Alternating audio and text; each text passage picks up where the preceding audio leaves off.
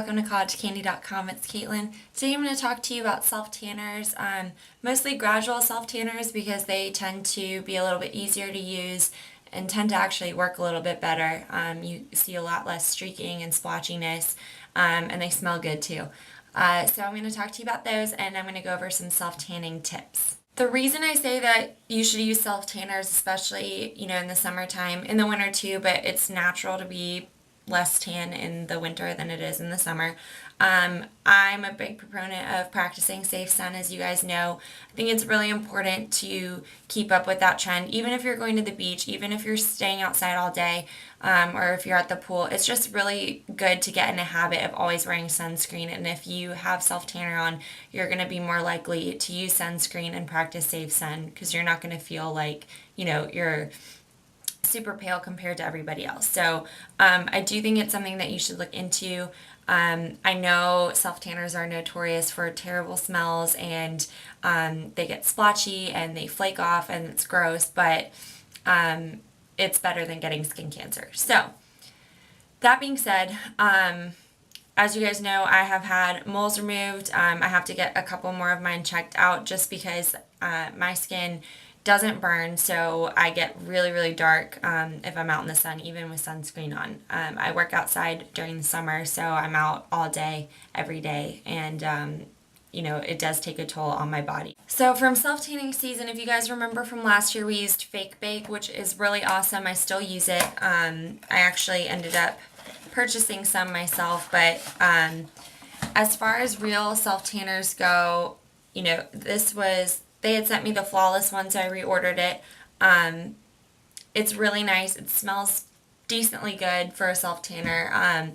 It's just one of those things when you first apply it, it's super dark. So you can go back and watch that video if you want to learn more about that. What I really want to talk to you guys about is gradual self-tanners. Now, I've been using Jergens Natural Glow since I guess it came out, because that was like a really big hit, but they've since redone the formula. It smells a lot better, and it doesn't get as streaky.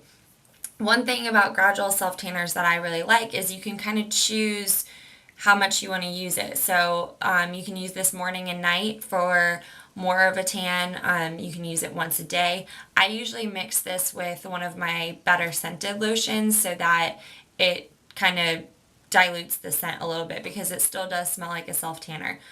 So that's something that you can always do is if you notice that your self-tanning lotion does smell really strong and you want to put it on in the morning. I usually do it at night just because then you don't have that self-tanning smell after you shower in the morning. If you want to use a self-tanner in the morning, then you should mix it with a different lotion. It'll kind of dilute the smell a little bit and you won't smell like you just stepped out of the tanning bed. But Jergens has different shades, which is really great because a lot of times actual self-tanners will have just one flat shade and it's really difficult to kind of match. So Jergens has like the light to medium and medium to tan, and then I think tan to dark. So it's been a favorite of mine for a really long time. They also have a face lotion. I don't use that because my face tends to break out if I use stuff that it's not used to, so I just go with bronzer. Another really great gradual self-tanner that I've been using is this Tropez, and I got this from Sephora. It's like a 200-point beauty perk, like they do the point system, and this is the first 200-point perk that they've done, but it's a huge sample of it. This is medium to dark, and it does kind of the same thing, but it actually works a little bit better because it's in a small tube and I haven't gotten the full size yet.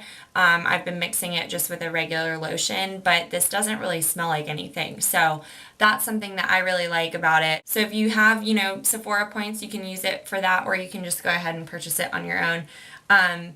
Gradual self-tanners I tend to use more just because they're a little bit easier, less of a hassle, they don't smell as much, and you can mix it with other things.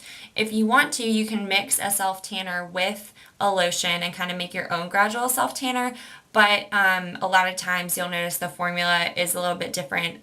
So if you take a self-tanner out of its bottle, it's going to oxidize a little bit and you might not get the same effects. The first thing you want to remember when you're using a regular self tanner or a self tanning lotion is to exfoliate first. You want to shave and exfoliate before you do it. That way you're going to get rid of all that dead skin and it's going to help your tan stay on longer. And like you don't want to shave after you put it on because that's going to make the tan come off.